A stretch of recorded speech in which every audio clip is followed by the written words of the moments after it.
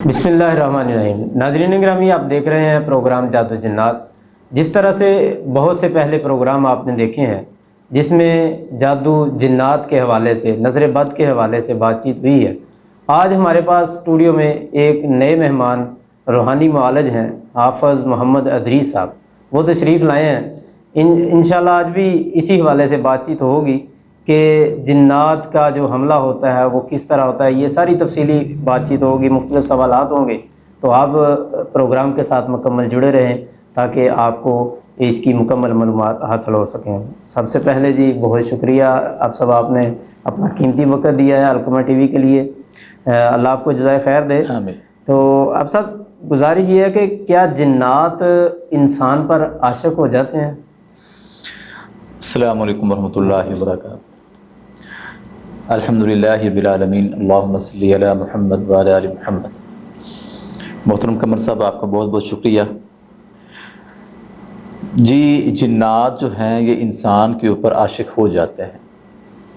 اب یہ جو عاشق ہوتے ہیں نا، اس کے لیے ایک تو وہ چیز ہے کہ جب ایک انسان کے اوپر جنات کا حملہ ہو جاتا ہے، جیسے کہ انسان کے ساتھ جنات چمٹ جاتے ہیں۔ جی جی۔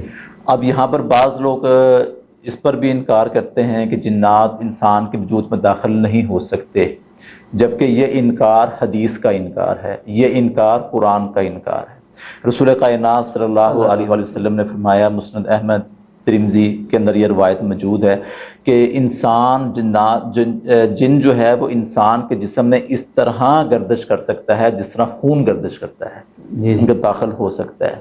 اب پسند آنے کی صورت میں ہے کہ بعض دفعہ عورتوں کے ساتھ جنات کا مسئلہ ہوتا ہے، تو اس میں جو نا وہ مرد جن، ٹھیک ہے، وہ حاضر جب ہم کرتے ہیں تو پھر وہ بتاتا ہے جی مجھے یہ اچھی لگی تھی، ٹھیک ہے نا، تو اس لیے میں اس کو پسند کرتا ہوں۔ اور بعض دفعہ پھر وہ کہتے ہیں ہم اس کے ساتھ شادی بھی کریں گے۔ اسی طرح مرد حضرات کے ساتھ عاشق جننی کا اٹیچ ہو جانا اور اس کے ساتھ شادی والا معاملہ کرنا، یہ وہ باتیں ہیں کہ جو احادیث سے بھی ثابت ہیں، اور یہ وہ باتیں ہیں کہ جو ہمارے تجربات میں بھی آئی ہیں، اور ہم نے ایسے پیشنٹ کا علاج بھی کیا ہے۔ جی، یہ اس کی علامات میں سے آ جاتا ہے۔ اس کی علامات میں سے یہ ہے کہ اچھا، اس کے اندر میں ایک چیز کا اضافہ کر دوں کہ خوابات کے ذریعے سے بھی جنات مریض کے اوپر اٹیک کر سکتا ہے۔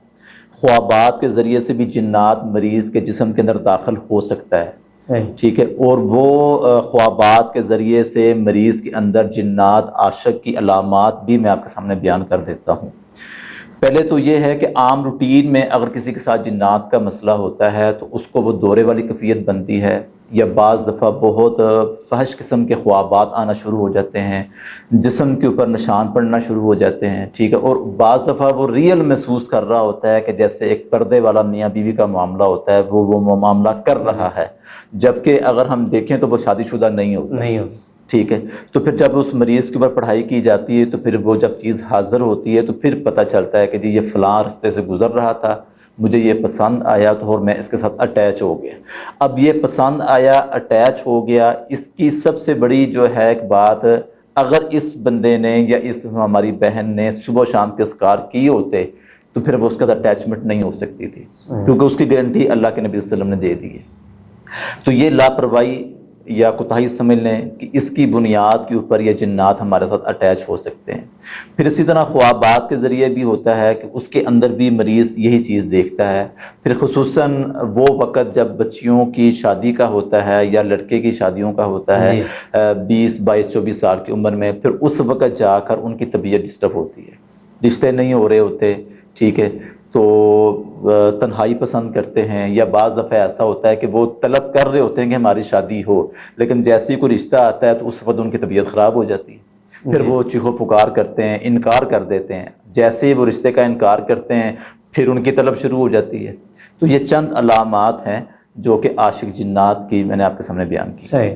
اچھا اب صاحب یہ بتائیں کہ گھروں میں جنات کے اثرات، علامات اور اس علاج کے حوالے سے یہ بتائیں کہ گھروں میں جو جنات کے اثرات ہوتے گھروں میں جنات کی علامات جو ہے نا وہ یہ ہے کہ ایک تو گھر سے خوشبو یا بدبو کا آنا شروع ہو جاتا ہے، صحیح، پھر اسی طرح چیزوں کا گم ہو جانا، پھر بعد میں مل بھی جانا، ٹھیک ہے، پھر اسی طرح کسی کی چلنے کی، کسی کے ہنسنے کی، رونے کی، بھاگنے کی آوازوں کا محسوس ہونا، ٹھیک ہے، پھر کپڑوں پہ کٹ لگ جانا، آگ لگ جانا، یہ چند علامات ہیں جو کہ گھروں کے اندر جنات کی موجودگی کا پتہ چلتا ہے کہ لو جی یہاں پر جنات کی موجودگی ہے اور یہ جی اس گھر والوں کو تنگ کر رہے ہیں۔ اب اس میں اگر کسی کے ساتھ اس طرح کا معاملہ ہے تو اس میں پریشان نہیں ہونا، کیونکہ بعض لوگ کہتے ہیں کہ جی آپ مکان سیل کر دیں، آپ اس مکان کو کرائے پر دے کر دوسرے مکان پر چلے جائیں، یہ وہ باتیں جو لوگ ہم سے کر چکے جی ہیں۔ جی تو پھر میں ان کو بتاتا ہوں کہ بھائی آپ اپنا مکان کیوں سیل کر رہے ہیں، کیوں آپ کرائے پہ جا رہے ہیں؟ بعض دفعہ ایسا ہوتا ہے کہ وہ ماشاءاللہ کروڑوں کی پراپرٹی ہوتی ہے، جی لیکن وہ چند لاکھوں میں جا کر نا وہ ان کو بیچنی پڑ جاتی ہے، مجبور ہو جاتے ہیں لوگ۔ تو اس کے لیے اس پریشانی والی بات نہیں ہے۔ اس کا بہترین علاج جو ہے نا وہ صرف 7 سے 14 دن اگر یہ لوگ کریں جن کے ساتھ اگر یہ مسئلہ ہے، تو انشاءاللہ اللہ کی رحمت سے ان کے گھروں میں یہ معاملات کلیئر ہو جائیں گے۔ کرنا کیا ہے کہ گھر کے چاروں کونوں میں وہ ایک مرتبہ اذان دے، ٹھیک ہے نا، اور اس کے بعد سورۃ الاحقاف کی آخری 7 آیات گھر کے درمیان میں بیٹھ کر بلند آواز سے 3 دفعہ پڑھ لیں۔ یہ عمل ایک دفعہ دن میں کرنا ہے، جس وقت مرضی کر لیں۔ نمازوں کی بھی بندی کریں، اپنے اذکار کی بھی بندی کریں، جو غیر شرعی اعمال ہوتے ہیں گھروں کے اندر ان کو چھوڑ دیں، تصویروں کا ہونا، پھر اسی طرح کتے کا ہونا، ٹھیک ہے نا، جس سے رحمت کے فرشتے نہیں آتے، جی جی میوزک وغیرہ کے آلات جو ہیں وہ ان کو گھروں سے نکالیں، ختم کریں۔ رحمت کے فرشتے آئیں گے تو آپ کا پڑا ہوا اثر بھی کرے گا۔ تو جب رحمت کے فرشتے ہی نہیں آئیں گے، آپ جتنی مرضی لمحے تسبیح کرتے رہیں، جی۔ جتنا مرضی قرآن پڑھتے رہیں، تو پھر اثر نہیں ہوگا۔ اصل ایک بندہ نماز پڑھنا چاہتا ہے، وہ کہتا ہے کہ میں نماز پڑھوں، لیکن جب نماز پڑھنے کا وقت ہوتا ہے پھر اس کا جو ہے نا جیسے اپنے آپ وزن محسوس کرتا ہے، بڑی نماز پڑھ ہی نہیں پاتا، اذکار کر ہی نہیں پاتا، تو اس حوالے سے کیا؟ اس حوالے سے یہ ہے کہ جب بھی اس طرح کی علامات آتی ہیں، ہم سے لوگ اکثر شیئر کرتے ہیں کہ صاحب ہم انتظار کر رہے ہوتے ہیں کہ نماز کا ٹائم ہو، جی جی اب جیسے ہی اذان ہوتی ہے نا تو جسم کے اندر جان نہیں رہتی، یا وجود کے اوپر بہت زیادہ وزن پڑ جاتا ہے، جی پھر طبیعت خراب ہو جاتی ہے، غصے والا معاملہ بننا شروع ہو جاتا ہے، ٹھیک ہے نا، تو دل نہیں کرتا۔ جیسے ہی نماز کا وقت گزر جاتا ہے تو پھر بغیر میڈیسن کھانے کے، بغیر اپنے اوپر دم کرنے کے ہم بالکل فریش ہو جاتے ہیں۔ جی یا دوسری کیفیت یہ ہوتی ہے کہ جب ہم نماز کے لیے مصلی پر کھڑے ہو جاتے ہیں نا تو اس وقت پھر ہمارا دھیان نماز میں نہیں ہوتا، عجیب و غریب خیالات آنے شروع ہو جاتے ہیں، وسوسات آنے شروع ہو جاتے ہیں، کتنی رکعات پڑھی ہیں کوئی نہیں پتہ چلتا، کیا پڑھا کچھ نہیں پتہ چلتا، یعنی کہ سلام تک ہمیں نماز کے اندر جو خشوع ہوتا ہے نا وہ ہمارا ختم ہو چکا ہوتا ہے، ٹھیک ہے۔ تو اس کا علاج سب سے بہترین جو ہے نا وہ یہ ہے کہ ایک تو وہ کوشش کریں باوضو رہیں، جی دوسرے نمبر کے اوپر یہ ہے کہ اعوذ باللہ من الشیطان الرجیم لا حول ولا قوت الا باللہ، ان کلمات کو کثرت سے ادا کریں، اور جب وہ نماز کے لیے کھڑے ہو جائیں تو پھر اگر ان کو کوئی وسوسات آئیں، ان کو اپنے جسم کے اوپر کوئی وزنی چیز محسوس ہو، ان کو نیند کا غلبہ آئے، جی ان کو جمائیاں آنی شروع ہو جائیں، ٹھیک ہے، تو وہ جمائی کو روکیں۔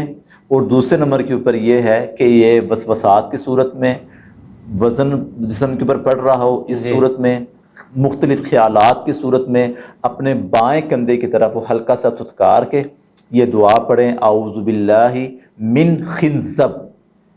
یہ خنزب شیطان کا نام ہے جس کے بارے میں صحابہ نے پوچھا کہ اللہ کے رسول شیطان ہماری نمازوں میں آ کر ہمیں وسوسہ ڈالتا ہے، تو رسول کائنات صلی اللہ علیہ وآلہ وسلم نے فرمایا وہ تو خنزب ہے شیطان جو تمہاری نمازوں میں وسوسے ڈالتا ہے۔ اب کرنا کیا ہے کہ تمہیں جب نمازوں میں وسوسہ آئے اور تم نماز کی کسی بھی حالت میں ہو، وہ تم قیام میں ہو، رکوع میں ہو، ٹھیک ہے نا، بائیں کندھے کی طرف ہلکا سا تھتکاریں، یہ دعا پڑھ لیں اعوذ باللہ من خنزب۔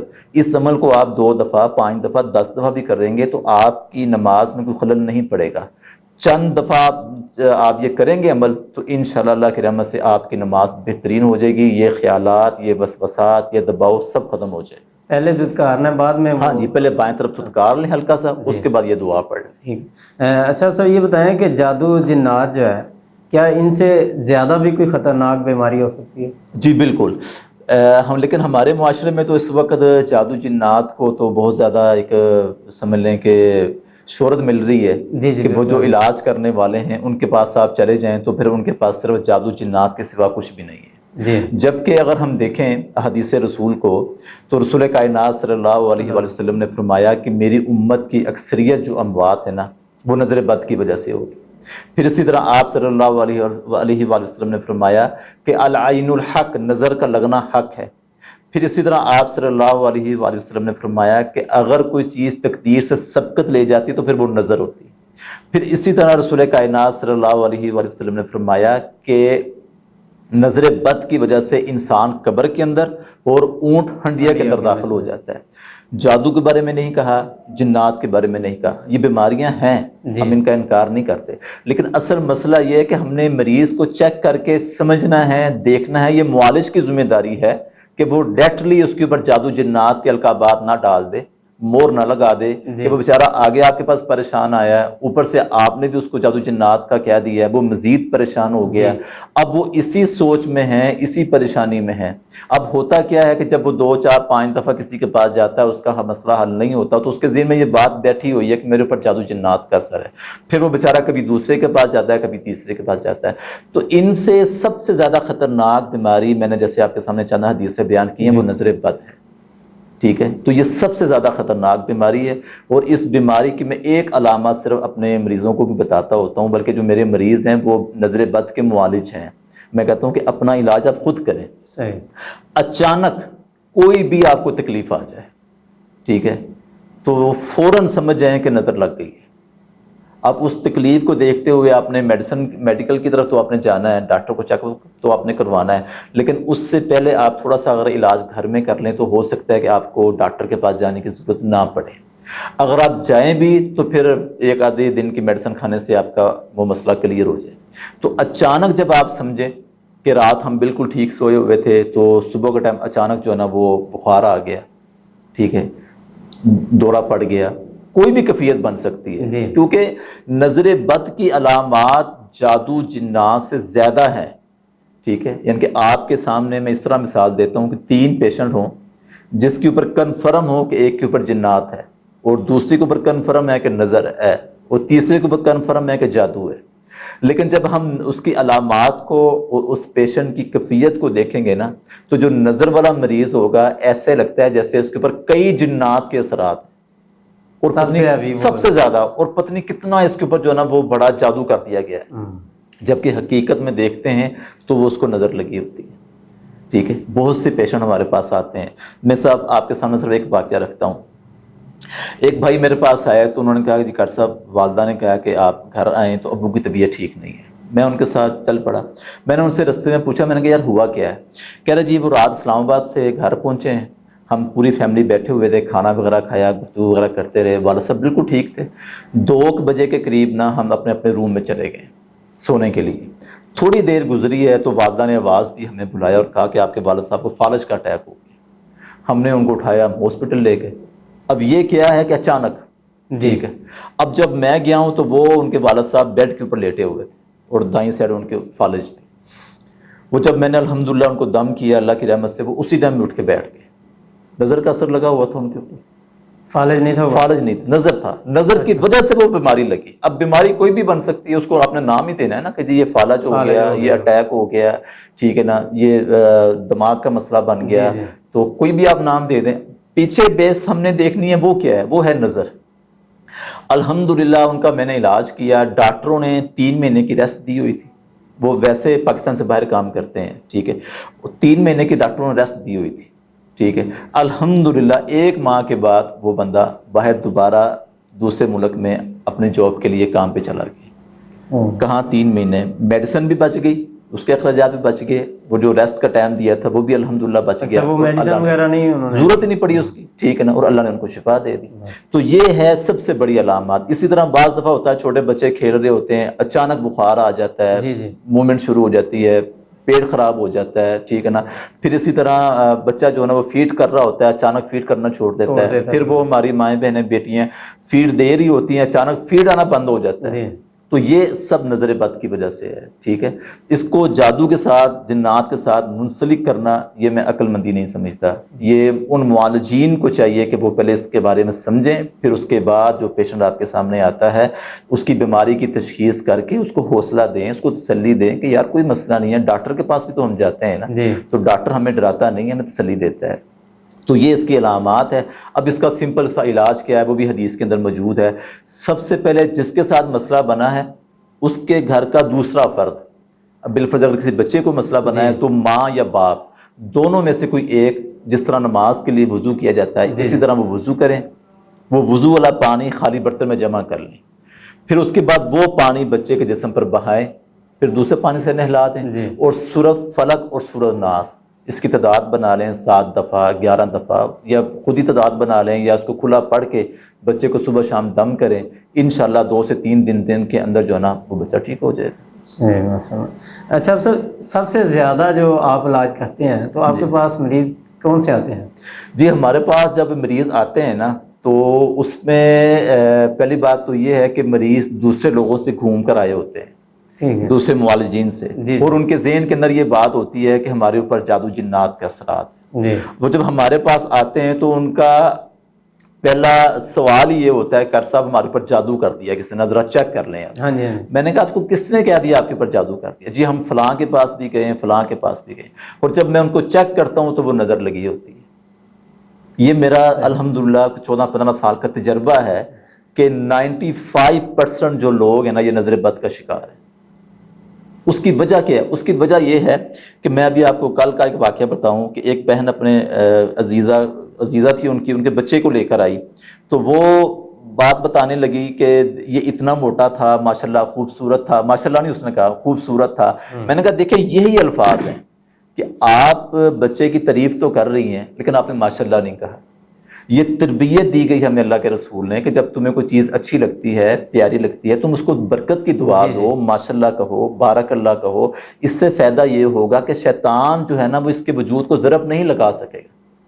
تو جب آپ اس کو ماشاءاللہ نہیں کہو گے تو پھر شیطان کو موقع مل جائے گا، پھر وہ اپنے وار اس کے اوپر وار کرے گا، جو کہ نظر کا افیکٹ ہوگا، اس سے پھر بیماری بنے گی۔ جب بیماری بنے گی تو پھر آپ جائیں گے میڈیکل کی طرف، پھر میڈیکل کے اندر ہوتا کیا ہے، سب دوائی اثر نہیں کر رہی، ٹیسٹ کرواتے ہیں، ٹیسٹوں میں کچھ نہیں آتا، اگر آ جاتا ہے تو پھر ڈاکٹروں کو سمجھ نہیں لگتی، دوائی کھا رہے ہیں فرق نہیں پڑ رہا، ٹھیک ہے، کئی ماہ سے کئی سالوں سے، ٹھیک ہے۔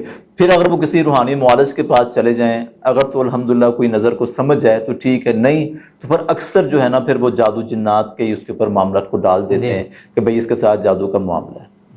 اچھا، اکثر یہی دیکھنے میں آیا کہ کسی بھی روحانی معالج کے پاس کسی بھی کوئی عام آدمی بھی چلا جائے نا جس کو نہیں بھی مسئلہ، یا کوئی بندہ بیمار ہے تو اس کے بندہ واپس خالی نہیں آیا جب تک اس کے اوپر یا نظر یا جادو کا کوئی نہ کوئی اس نے معالج نے لگا نہیں دیا لفظ۔